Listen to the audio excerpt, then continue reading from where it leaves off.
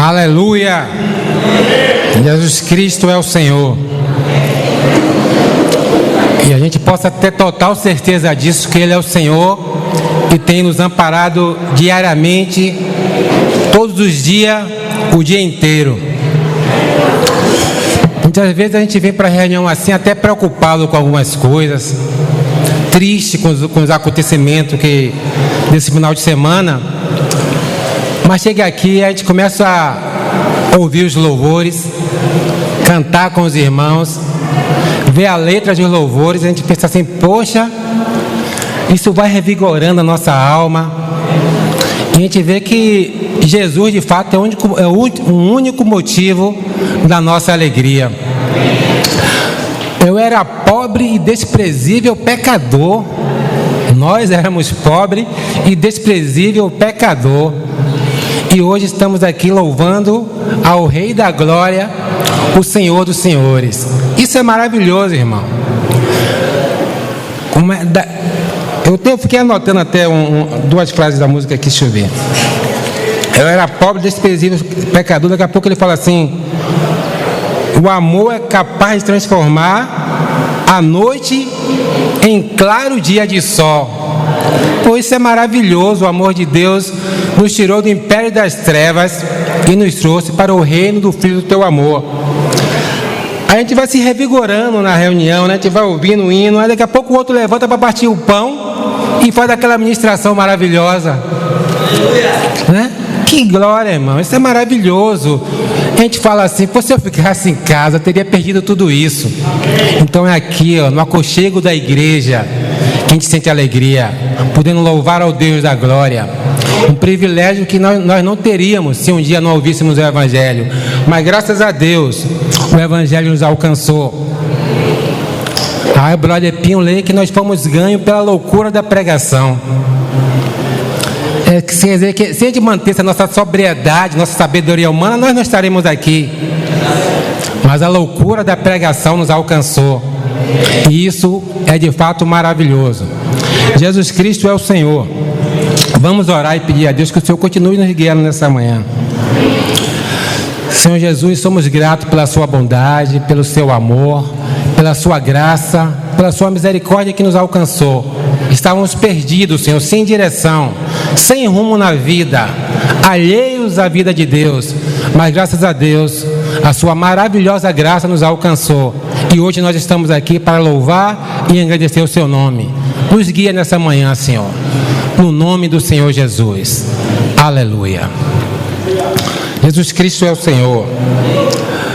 Como bem foi falado aqui no Partir do Pão, irmão, muitas vezes as tribulações querem nos levar para baixo, mas a gente tem que contemplar nossos olhos o quê? Naquilo que o Senhor já prometeu para nós, que um dia tudo vai passar. Esse mundo tenebroso, essas dificuldades, essa vida de dificuldade vai passar e estaremos para sempre com o Senhor na glória. Não dá para falar com palavras, mas dá para sentir com o Espírito. E por isso mesmo Ele colocou o penhor do Espírito no nosso coração para confirmar. Um dia tudo vai passar.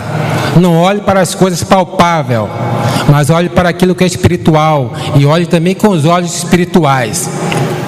Um dia, não só nós, né? Tribos de todas as nações, de todas as eras que já foi vivida aqui na terra, vão estar juntos, né? Chinês, japonês, holandês, ucraniano, moçambicano, brasileiros, baianos, soteropolitanos, tudo uma só nação em adoração ao Senhor. Hoje, graças a Deus, estamos aqui limpos de todo pecado. Mas só que nem sempre foi assim, irmão. Nem sempre foi assim. E isso eu quero falar com os irmãos. Queria ler Efésios capítulo 2. A partir do verso 1. Ele vos deu vida, estando vós mortos em vossos delitos e pecados, nos quais andaste outrora, segundo o curso deste mundo, segundo o príncipe da potestade do ar, do espírito que agora atua nos filhos da desobediência, entre os quais também todos nós andávamos outrora, segundo a inclinação da nossa carne, fazendo a vontade da carne e dos pensamentos, e éramos, por natureza, filhos da ira, como também os demais. Versículo 12. Naquele tempo, estava sem Cristo, separado da comunidade de Israel, estranho às alianças das promessas, não tendo esperança e sem Deus no mundo. Perceberam essas palavras? Nem sempre foi assim, nem sempre vivemos assim como vivemos hoje, com a mente purificada, com o espírito leve, porque o Senhor nos restaurou. Teve um dia que estávamos nessa condição aqui, irmão. E olha só, versículo 2:1. Mortos em nossos delitos e pecado, filhos da desobediência, éramos por natureza filhos da ira. Não precisamos fazer esforço nenhum para ser filhos da ira. Diz que por natureza éramos filhos da ira. Versículo 12. Não tendo esperança e sem Deus no mundo. Essa era a nossa condição. E o pior é que vivemos isso por muito tempo e nem percebíamos isso. Para nós estava tudo bom quando a gente estava no mundo. A gente não percebia a gravidade dessas coisas. Vivíamos normais, vivíamos nossa vida. Tanto que nós não percebíamos. Se nós perguntarmos hoje, ou se nós fôssemos perguntados qual era o que para nós seria uma pessoa sem esperança e sem Deus no mundo, a gente ia responder, deve ser alguma pessoa drogada, que está envolvida nas drogas, que está afundada na prostituição, ou em qualquer tipo de pecado. Mas a maioria de nós nunca ia nos enxergar nessa condição, porque a gente dá aquela resposta que a gente sempre dá, eu não mato, eu não roubo, eu não desejo mal a ninguém, e eu também tenho Jesus no meu coração. Essa é uma resposta frequente, ainda mais para quem prega o evangelho, as pessoas sempre dizem isso.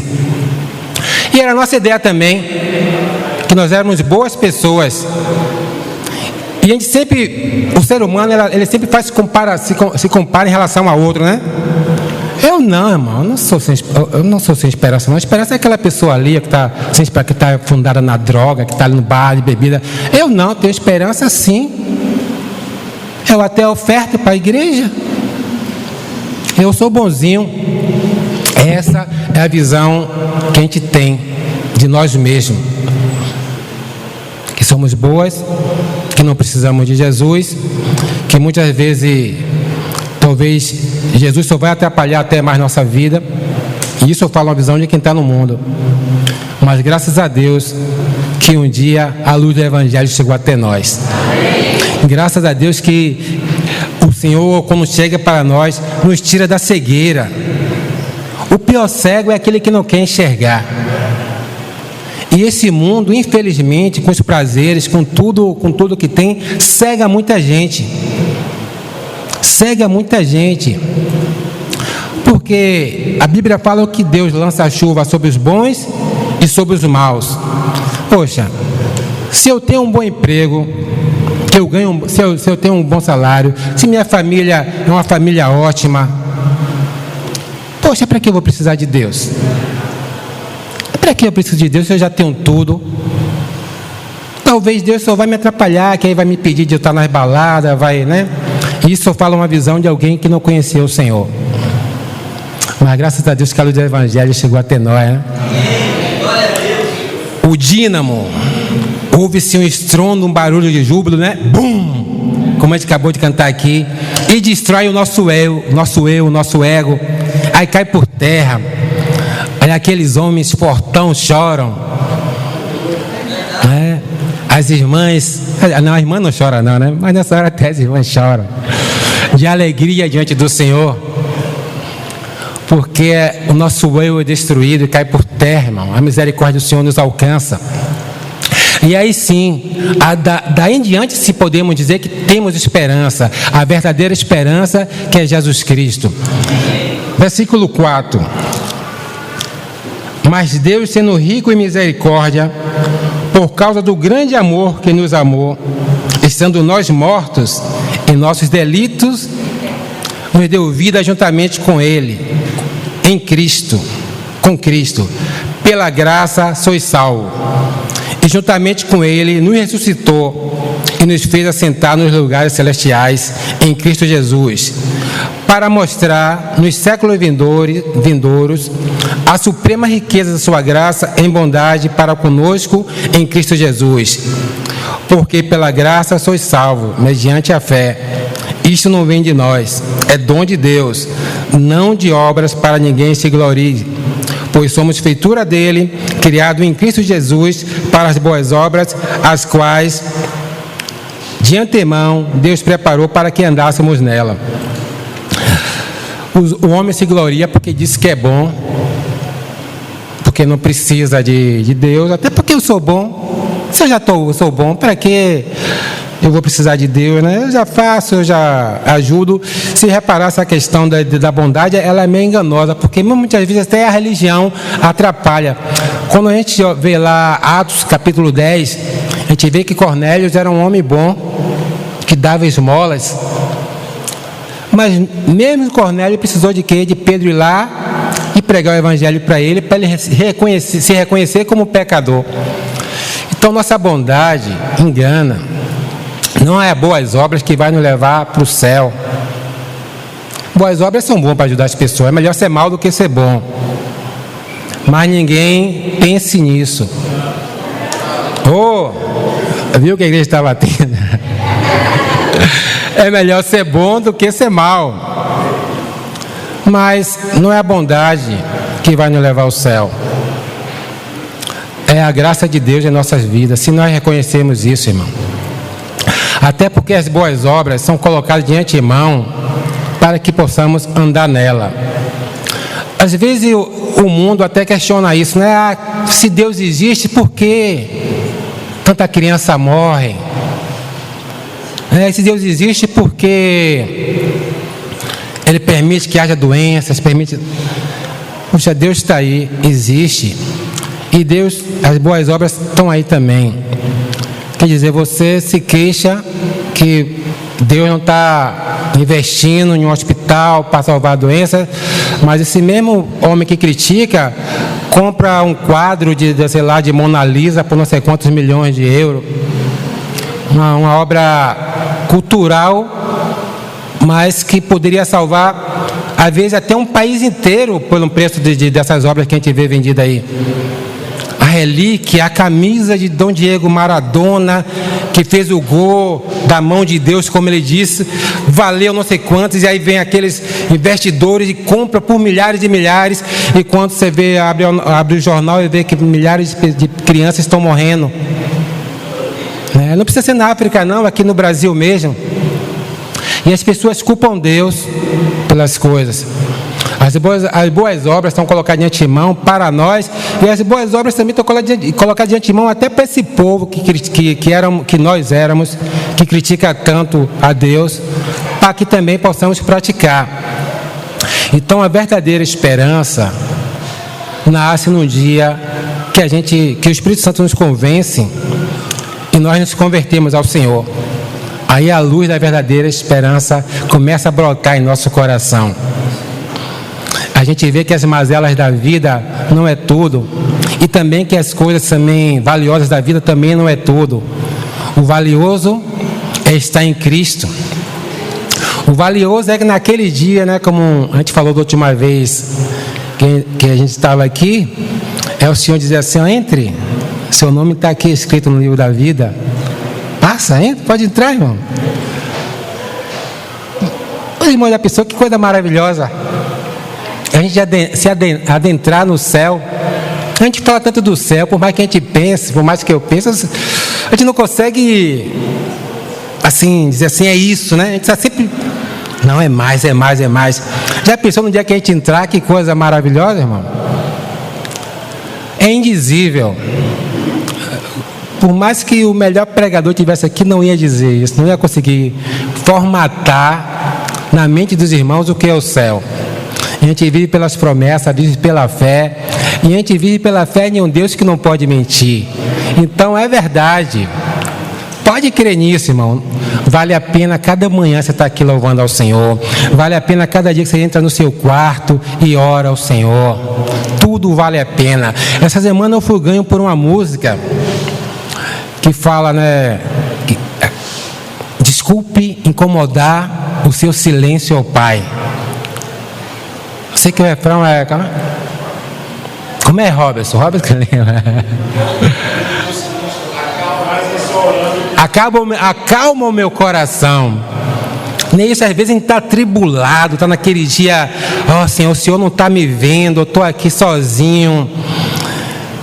Tudo que o Senhor quer é que você entre no seu quarto, interrompa o silêncio do Pai, vá lá com carinho, com reverência. Pai, desculpe interromper o seu silêncio, mas eu não estou aguentando. É essa intimidade que o Senhor quer conosco. A gente, às vezes, perde muito tempo achando que nós somos pessoas religiosas, que estamos aqui na reunião e Deus está lá no alto, no céu, no trono, sentado. Não, Ele fez morada no coração de cada um de nós. E isso que Ele diz lá em Mateus é interessante, né? Essa questão de Ele quer estar sozinho com você. Entre lá no seu quarto, feche a porta e ore ao Senhor. Interrompa o silêncio do Pai. Tudo que o Pai quer é isso, intimidade, quer se abraçar. E isso é maravilhoso.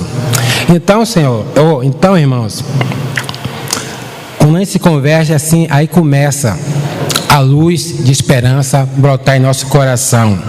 Nós que éramos inimigos de Deus, passamos a ter paz com Deus. Não precisa correr de Deus. Você tem que se achegar a Ele, porque Ele é seu amigo, Ele é seu Pai. Eu estava ouvindo, eu não me lembro, foi um pregador, alguém há pouco tempo, ele disse que a dificuldade que ele tinha com Deus era porque ele já teve uma dificuldade com seu pai natural, e ele de alguma forma estava transferindo esse relacionamento dele com Deus, com a relação que ele teve com o pai dele. Mas nós não devemos pensar assim. Se um dia tivermos algum relacionamento ruim com o nosso pai e nós não resolvemos, estamos diante do Pai dos Espíritos, e Ele pode resolver todo e qualquer tipo de relacionamento, inclusive o seu relacionamento com seu Pai. Então, que possamos nos achegar a Deus na intimidade que cada um tem, porque Ele vai te receber. Ele é um Deus de maravilhas, é um Deus que pode mudar aquilo que a gente acha que é imutável. Nosso Deus vai e muda. Romanos capítulo 5, verso 1. Amém? Justificado, pois, mediante a fé, temos paz com Deus, por meio do nosso Senhor, por intermédio de quem obtivemos igualmente acesso, pela fé, a esta graça na qual estamos firmes, e nos gloriemos na esperança da glória de Deus. E não somente isto, mas também nos gloriemos nas próprias tribulações, sabendo que a tribulação produz perseverança, a perseverança, experiência, a experiência, esperança. Ora, a esperança não confunde, porque o amor de Deus é derramado em nosso coração pelo Espírito Santo que nos foi outorgado. A gente acabou de ler que éramos por natureza filhos da ira, éramos inimigos do Senhor. Mas aqui fala o quê? Que justificado mediante a fé, agora temos paz com Deus. O nosso problema no passado era não saber disso. A gente vivia a nossa vida de qualquer maneira, de alguma forma, por mais que a gente não demonstrasse isso, tínhamos uma diferença com Deus. Estávamos sempre naquele princípio lá de Adão, sempre nos escondendo no Senhor, pela religião, pelo nosso intelecto. Estávamos sempre fugindo do Senhor e não percebendo o perigo que estava sobre nós. Eu queria ler João 3,16, depois a gente volta cá para Romanos novamente. João 3,16. Talvez seja o versículo mais conhecido, né, do Evangelho. E talvez também seja, ele sintetiza tudo ali. Se for olhar, é um versículo que sintetiza o amor de Deus, o sacrifício do Senhor e a promessa da vida eterna. Nesse versículo 16 aqui, condensa toda a história do projeto de Deus para nós, né? Porque Deus amou o mundo de tal maneira que deu o seu Filho unigênito, para que todo aquele que nele crê não pereça, mas tenha a vida eterna. Porquanto Deus enviou seu Filho ao mundo, não para que julgasse o mundo, mas para que o mundo fosse salvo por ele. Quem nele crê não é julgado. O que não crê já está julgado, porquanto não crê no unigênito Filho de Deus. O versículo 36 diz: por isso, quem crê no Filho tem a vida eterna. O que todavia se mantém rebelde contra o Filho não terá vida, mas sobre ele permanece a ira de Deus.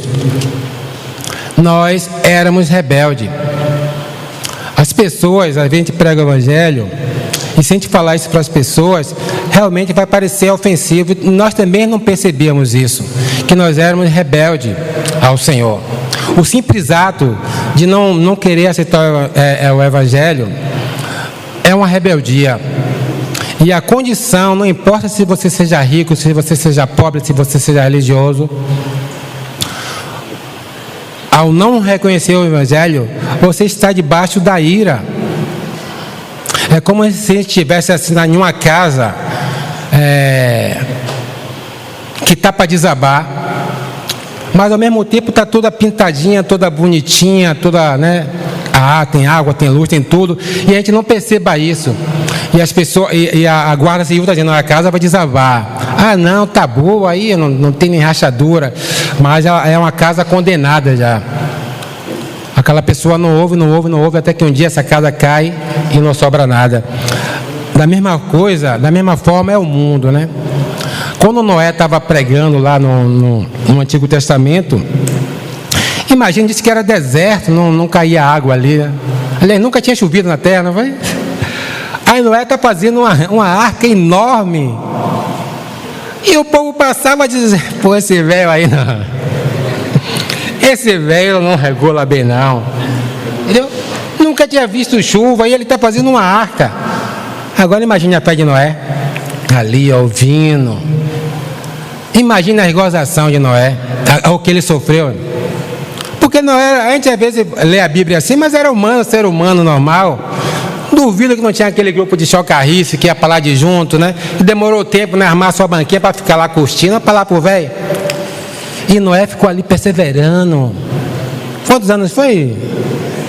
100 anos, irmão, fazendo uma arca. Imagine. E para que essa arca? Pronto. Aí o povo continuou, comia e bebiam, casavam e se davam em casamento, né? E só quem entrou na arca foi Noé e a família dele. Não teve um para dizer assim: não, eu vou. Porque eu sou assim, ó, tem coisa que a gente fala assim, é doida demais. Mas tem coisa que ele fala assim, rapaz, o negócio é tão doido que eu acho que eu vou. Não é possível, esse homem. Olha só, quando se põe assim, você está lá, leva 100 anos. 100 anos é o tipo de. Tudo bem que naquela época as pessoas viviam. Mas 100 anos é tipo de você crescer. Quer dizer, você era menino e Noé estava fazendo a arca. Você cresceu e Noé fazendo a arca. Você está mais. Você fala: rapaz, tem alguma coisa aí que eu. Mas mesmo assim, foram 100 anos e o povo não atendeu. O povo não percebeu a gravidade, não ouviu. Mas o que? Entrou Noé e sua família, e de repente o que caiu? Um dilúvio. Nunca ninguém tinha visto chuva, e agora cai uma chuva torrencial. Da mesma forma, vamos dizer, é hoje a gente, né? Os crentes continuam se reunindo, desde quando nasci, diz que Jesus vem, até hoje Jesus não volta, e o povo está aí, e a gente está aqui. O povo está lá e a gente está aqui. Só que graças a Deus, né, para a glória de Deus, muitas pessoas hoje são conquistadas.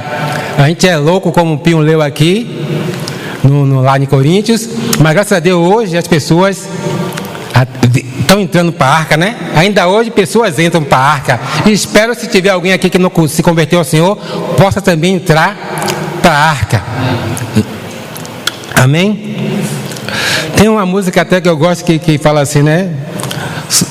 Que como chama os bichos, fala assim, ó, sou bicho, mas não sou bobo, se eu não obedeço eu morro.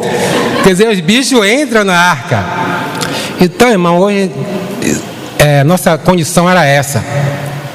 Não estávamos percebendo que a casa ia desabar, mas graças a Deus fomos ganhos. E às vezes as pessoas que estão no mundo ainda não percebem isso, não percebem. Então, que a gente possa, né, pregar também o Evangelho sempre que possível, e como a Bíblia fala, em tempo e fora de tempo. Então éramos inimigos de Deus. Voltando para Romanos, justificado, pois mediante a fé, agora sim temos paz com Deus. E versículo 2, diz que aqui devemos nos gloriar na esperança da glória de Deus. A esperança da glória de Deus. Sempre faça isso, irmão, nas suas orações. Sempre pense assim que um dia vamos estar junto com o Senhor, com o corpo glorificado, livre de todos os problemas, livre de tudo que nos afeta, que nos quer nos levar para baixo. Sempre pense isso. Não deixe que essa chama se apague no seu coração, não. Seja cristão fervorosos mesmo. Às vezes eu fico olhando aqui, como tem as conferências, aí quando termina, aí os irmãos, principalmente os jovens, vão para lá para aquele louvorzão, né? Aí fica lá todo mundo dançando, tal e tal.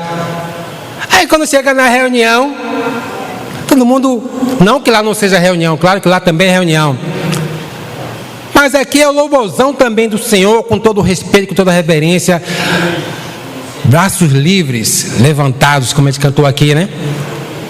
Que temos essa liberdade de estar diante do Senhor. Claro, alguns têm, outros não, mas no Espírito temos essa liberdade de adorar e glorificar o nome do Senhor, porque Ele é merecedor. O que Ele fez por nós, irmão, não dá para eu aqui, um pobre que não sabe nem falar direito, falar para os irmãos. O que Ele fez por nós, isso é maravilhoso. Então devemos nos gloriar na glória de Deus. Essa é até a parte fácil. Agora, versículo 3 é o mais difícil, né? E não somente isto, mas também devemos nos gloriar nas próprias tribulações. Todo mundo aqui se gloria na tribulação, que eu sei que os irmãos aqui são fortes, né? A tribulação é o grande teste para a nossa vida cristã. Todo mundo fala assim, o bom seria que quando ele se convertesse fosse arrebatado, né? Eu aceito o Senhor, pá! Na glória. Oh, irmão, ia ser bom. Na nossa visão ia ser bom. Mas Deus não, Deus quer que a gente seja aqui, se quebrantando cada dia mais para parecer com Cristo, né? Jesus levou, foi 3 anos aqui, irmão. Não foi num dia ele veio e morreu, não. Ele levou 3 anos sofrendo as injúrias, sofrendo os impropérios, até chegar um dia da cruz. E que morte horrorosa foi que ele sofreu. E é nós que vai ser privilegiado de se converter e ir para a glória. A gente tem que provar um pouco, como Paulo fala, né? Que Paulo se alegra e está ainda sofrendo o restante do sofrimento de Cristo. Então a Bíblia fala aqui que devemos o quê? Nos gloriar também nas nossas tribulações, porque a tribulação produz o quê? Perseverança. Como Carlos que falava isso, o crente não pode ser igual a um coentro que a gente colhe assim, arranca de qualquer forma. O coentro tem que ter aquela raiz fixada no Senhor, e tem que ter cabeça de talhadeira, que quanto mais toma na porrada, mais ele se afunda, mais talhadeira não, que prende as barracas. Estaca. Quanto mais você toma porrada, mais você se firma na rocha. Esse é o crente. Não estou dizendo que sou eu não, porque eu sou meio frouxo. Mas devemos ter essa coragem, irmão, de gloriar na tribulação. Pedro fala, se necessário, vamos passar por várias tribulações. Eu sou daqueles que oram para que não precise. Falando franco, né? Porque eu fico admirado com alguns irmãos pregam aqui que Madame Guion falava assim, né? Dai-me cruzes, né? O irmão Sadhuco Dasing, em uma passagem ele fala assim que se ele estivesse no céu e soubesse que ainda precisava de alma para ser, ele ia pedir ao Senhor para ser enviado novamente. Eu digo, ó Senhor, que coração, irmão, se eu estiver no céu, meu irmão. Eu estou sendo franco, eu não quero, irmão, estou lá já. Eu estou sendo realista. Não estou ouvindo algum irmão aqui que tem esse coração. E a gente deve orar até para ter esse coração de Madame Guion, de São João da Cruz, de Sadhuco Dasing e tantos outros santos que tinham esse coração e que tem esse coração. O próprio Paulo, ele fala, né? Se ficar aqui para servir o Senhor, eu fico. Mesmo sabendo que está com Cristo é incomparavelmente melhor. Esse deve ser o nosso coração, devemos buscar isso. E eu sei que a maioria dos irmãos pensa como eu sei que não sou eu também sozinho não. Mas devemos sim nos gloriar também nas tribulações, que possamos buscar do Senhor aprender isso, irmão. Porque, como eu estava falando, a gente chega às vezes na reunião triste. Hoje eu cheguei meio triste, né? Porque ontem teve a notícia, né? Praticamente um dia para o outro, duas mães de nossos irmãos faleceram. Isso entristece, a gente fica assim triste. Há uma semana atrás, o pai de Dani, essas coisas, a gente sofre com os que sofrem. Mas ao mesmo tempo tem que olhar para Cristo, né? Porque infelizmente, enquanto a gente estiver neste mundo, vai haver sofrimento. Infelizmente, a vida não é um mar de rosas. A vida é isso. A realidade é essa. Mas também nós temos aquele que de fato é a realidade, que é Cristo. Prosseguindo, versículo 6 de Romano. Porque Cristo, quando ainda éramos fracos, morreu ao seu tempo pelos ímpios. Dificilmente alguém morreria por um justo, pois poderá ser que pelo bom alguém se anime a morrer. Mas Deus prova seu próprio amor para conosco pelo fato de ter Cristo morrido por nós, sendo nós ainda pecadores. Logo, muito mais agora, sendo justificado pelo teu sangue, seremos salvos por ele, seremos por ele salvos da ira. Porque nós, quando éramos inimigos, fomos reconciliados com Deus mediante a morte de seu Filho. Muito mais, estando já reconciliados, seremos salvos pela sua vida. E não apenas isso, mas também nos gloriemos em Deus, por nosso Senhor Jesus Cristo, por intermédio de quem recebemos agora a reconciliação. Quando a gente era pecador, quando nós não valíamos nada, o Senhor morreu por nós. O Senhor viu cada um de nós, não sei a vida de cada um. Às vezes um estava ouvindo na droga, um estava ouvindo na bebida, algum era na prostituição, e algum não. A maioria, eu creio que a maioria de nós não eram pessoas normais, que ia trabalhar, voltava para casa, tinha uma vida totalmente normal. Mas ainda assim, estavam debaixo da ira. E ainda assim, era inimigo de Deus. Se nós, nesse tempo, quando éramos assim, Deus veio, entregou seu Filho para morrer por nós, imagine agora que somos filhos de Deus. As promessas que Ele tem para conosco, como o Zé Mário bem falou aqui nessa manhã no Partido do Pão. É nisso que temos que nos apegar, irmão. Não somos mais inimigos de Deus. Somos amigos de Deus por meio do nosso Senhor Jesus Cristo. Não somos mais filhos da ira.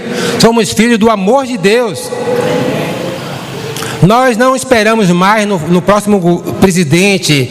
Nós não esperamos mais no número da telecena. Nós estamos esperando agora no Senhor. Um dia habitaremos para sempre com o Senhor, na glória, para sempre, sempre, sempre. Esse deve ser o motivo da nossa alegria. Ainda que a tristeza possa, na nossa caminhada, chegar, mas nossa alegria em Cristo é bem maior. É nele que temos que estar com nossos olhos focados. Porque aqui, enquanto a gente vive na terra, tudo converge para a gente se preocupar com as coisas dessa terra. Tudo, sempre vai ter um infortúnio, sempre vai ter alguma situação que quer nos tirar da presença do Senhor. Então nós temos que focar o quê? Unicamente no Senhor. Nós vivemos por fé, nós vivemos pela esperança, não vivemos pelas circunstâncias. E a gente tem que botar nisso na cabeça que nós somos humanos. Então a circunstância sempre vai querer nos influenciar. Então o que a gente tem que fazer nessa hora? Se voltar para o Espírito. Porque na nossa razão, a gente vai dizer que vai tender a esta terra. Então vamos pensar naquilo que vai além da nossa razão, que é o Senhor em nosso espírito. Amém? Aleluia. Eu vou avançar para uma outra, vamos dizer assim, aqui foi uma sessão, vou passar para outra sessão e voltar um pouco daquilo que eu falei a semana passada, ou da última vez que a gente pregou aqui. E até eu perguntei para os irmãos se alguém queria desistir dessa jornada, né? Nessa trilha até a glória, alguém quer desistir. E graças a Deus ninguém disse que não. Todo mundo quer prosseguir até a glória. Teremos muitos e muitos benefícios lá, irmão. Muitos e muitos benefícios diante do Senhor. Então não vale a pena desistir, não. A glória, tudo que pensarmos de bom vai ser melhor.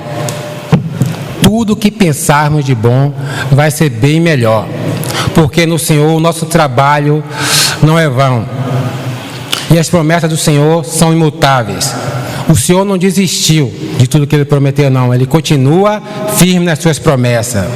E nós devemos também continuar firme naquilo que o Senhor prometeu para nós. Amém? Então, como eu estava falando, lá no céu vai ser um lugar maravilhoso. Vai ser louvores. Na verdade eu fico falando assim, mas a gente não sabe. Eu fico falando porque é isso que eu penso, né? Assim que vai ser maravilhoso. Na última reunião terminou com aquela, até Marcelo falou, né?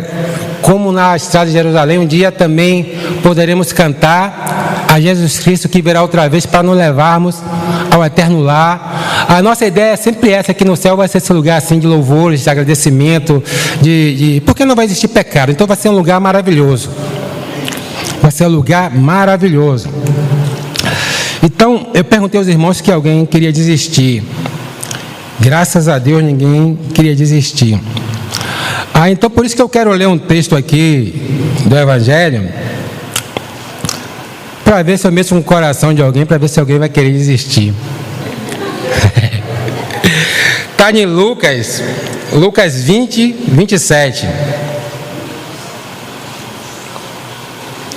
Amém? Lucas 20, 27. Chegando alguns dos saduceus, homens que dizem não haver ressurreição, perguntaram: Mestre, Moisés nos deixou escrito que se um homem morrer, o irmão de alguém, sendo aquele casado e não deixando filho, seu irmão deve casar com a viúva e suscitar descendência ao falecido. Ora, havia 7 irmãos. O primeiro casou e morreu sem filhos. O segundo e o terceiro também desposaram a viúva. Igualmente os 7 não tiveram filho e morreram. Por fim morreu também a mulher. Essa mulher, pois, no dia da ressurreição, de qual deles será a esposa? Porque os 7 desposaram dela. Então lhe acrescentou Jesus: os filhos deste mundo casam e se dão em casamento, mas os que são ávidos por digno de alcançar a era vindoura e a ressurreição dentre os mortos, não casam nem se dão em casamento, pois não podem mais morrer, porque são como anjos e são filhos de Deus, sendo filho da ressurreição. E aí, irmão, não vai ter casamento. Alguém vai desistir por isso? Não vai ter casamento, só vai ter, vão ser todos irmãos aqui. Os casados aqui, olhe para sua amada, vai ser essa sua irmã. E agora? Será que a gente vai desistir por isso? Hein, irmão Décio? Dona Lia, vai ter sua irmã lá na glória.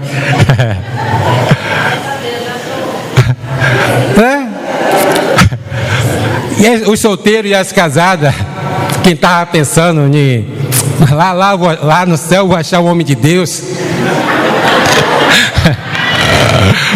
Irmão, graças a Deus, Deus é maravilhoso, irmão. Aleluia. Repare que quem perguntou isso foi os saduceus. Diz que eles não criam na ressurreição.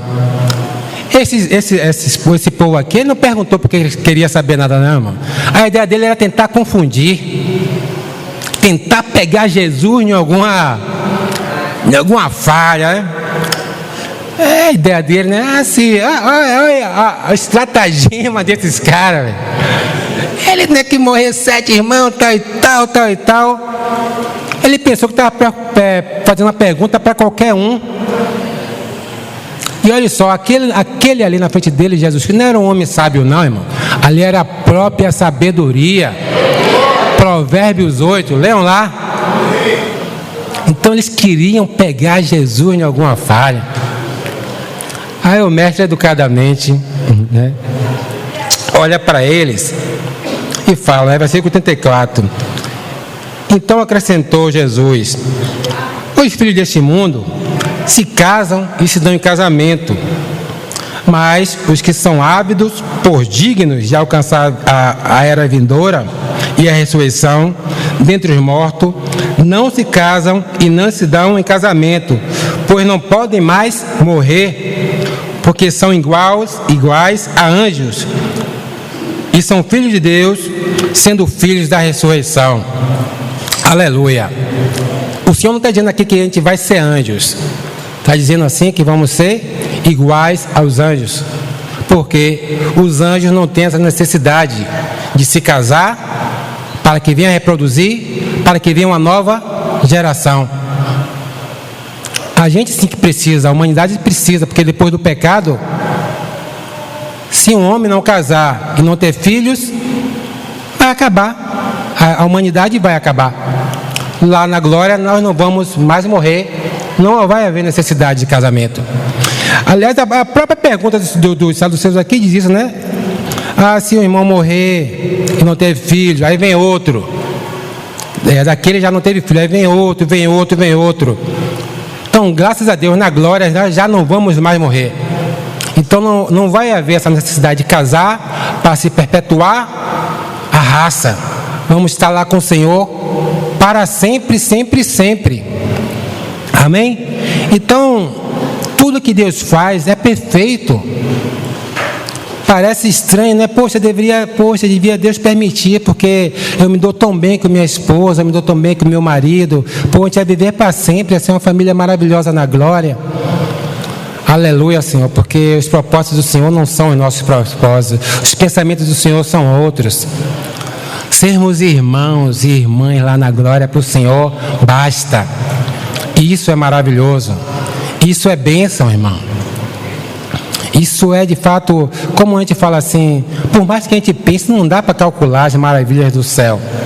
E olhe que casamento aqui na terra é uma bênção.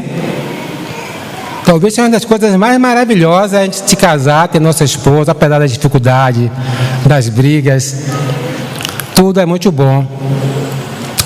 E, engraçado, eu estava meditando nisso, que esse texto aqui é maravilhoso, que mostra também para a gente aqui que a única união aprovada por Deus é a união de um homem com uma mulher.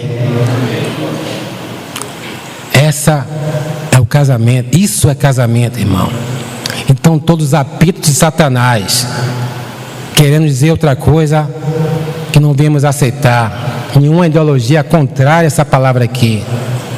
Há um propósito no casamento, esse de ter filhos para que uma geração se perpetue, é só um propósito.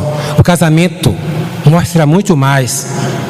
Inclusive lá em Efésios, quando Paulo começa a falar de Cristo e a igreja, como o casamento de um homem com uma mulher é representativo. Então esse texto fala disso também. Pelo menos não está claro, mas eu fiquei meditando nisso. Como Deus é maravilhoso, como Ele faz as coisas certas, e como o homem, na sua inteligência natural, ele quer impor nos dias de hoje uma situação demoníaca. A gente não pode aceitar isso não, irmão. Deus é santo. Os planos de Deus são maravilhosos. Amém? Em Efésios lá fala que as pessoas andam alheios a Deus para fazer a tua própria vontade, para fazer a vontade da carne, desobedientes, e aí quer confrontar o Senhor. E a sociedade, por estar cega, por ainda não ter conhecido o Senhor, abraça, faz disso até matéria. A gente não, a matéria para alunos, para crianças aprenderem, de jovens, a gente não deve aceitar isso não, irmão. O casamento de Deus é o casamento bíblico, de um homem com a mulher, e tem seus propósitos. Amém? Aleluia.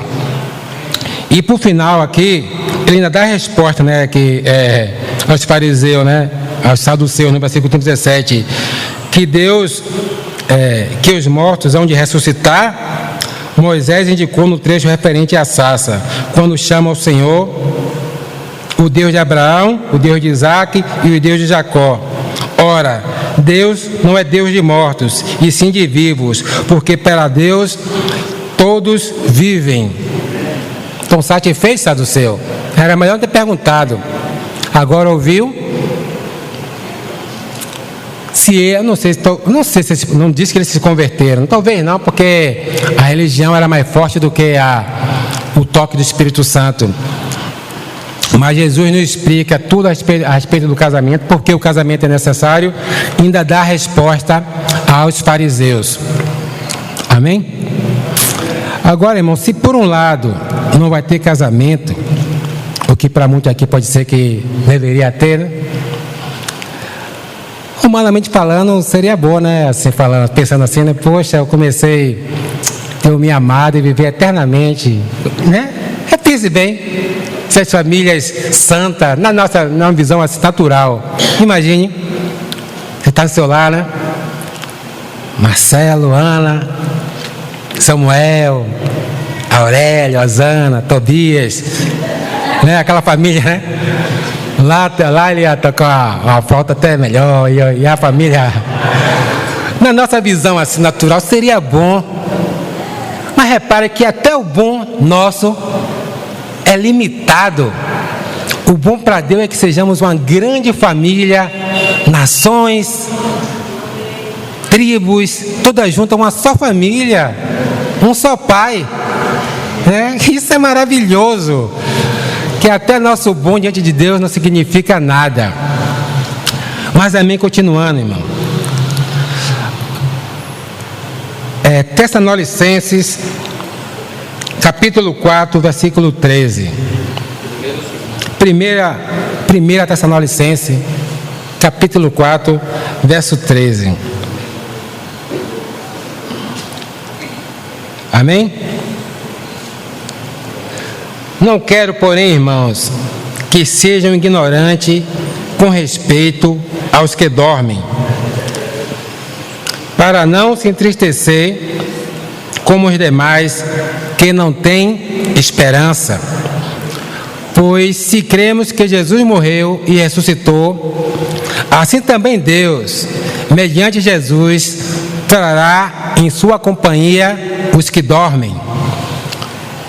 Ora, ainda vos declaramos por palavras do Senhor isto: nós os vivos não ficaremos, nós os vivos, os que ficarmos até a vinda do Senhor, de modo algum precederemos os que dormem, porquanto o Senhor mesmo, dada a sua palavra de ordem, ouvida a voz do arcanjo e ressoada a trombeta de Deus, descerá do céu, e os mortos em Cristo ressuscitarão primeiro.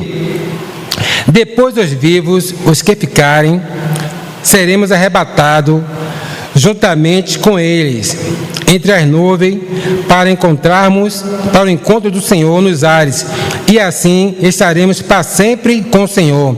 Consolai-vos, pois, uns aos outros com essas palavras.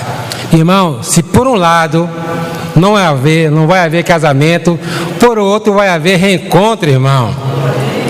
Quando terminar esta vida e lá no céu é chegar, haverá uma multidão de irmãos esperando para nos abraçar.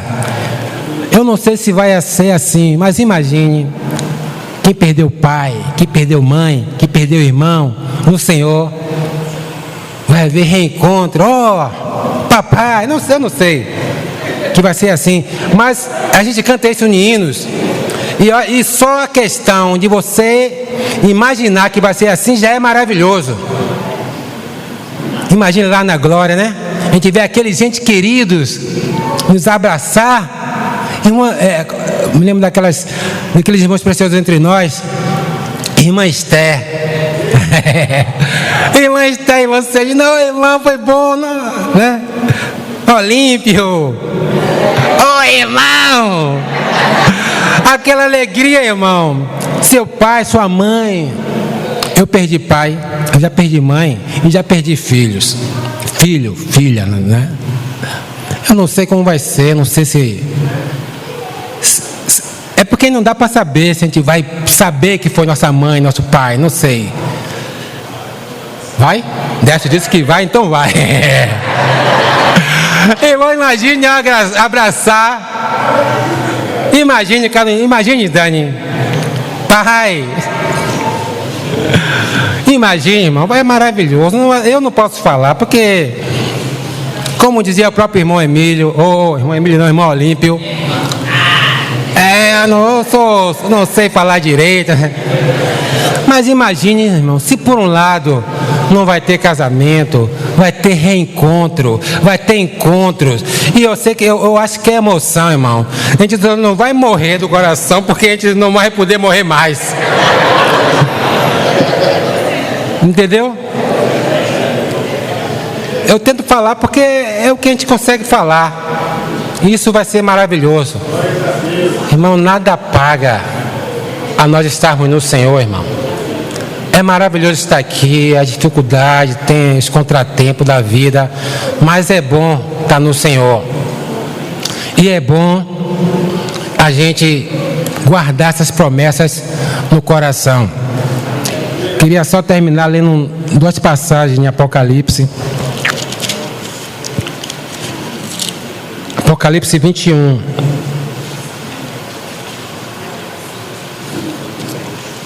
Amém? Vi o novo céu e a nova terra, pois o primeiro céu e a primeira terra passaram, e o mar já não existe. Vi também a cidade santa, a nova Jerusalém, que descia do céu, da parte de Deus, ataviada como noiva adornada para seu esposo. Então ouvi grande voz vinda do trono, dizendo: Eis o tabernáculo de Deus com os homens. Deus habitará com ele. Deus habitará com eles. Eles serão povo de Deus, e Deus mesmo estará com eles. E lhe enxugará dos olhos toda lágrima, e a morte já não vai existir. A morte já não vai existir. Já não haverá luto, nem pranto e nem dor, porque as primeiras coisas passaram. Aquele que está sentado no trono disse: Eis que faço novo todas as coisas. E acrescentou: Escreve, porque são fiéis e verdadeiras. Disse ainda: Tudo está feito. Eu sou o Alfa e o Ômega, o princípio e o fim.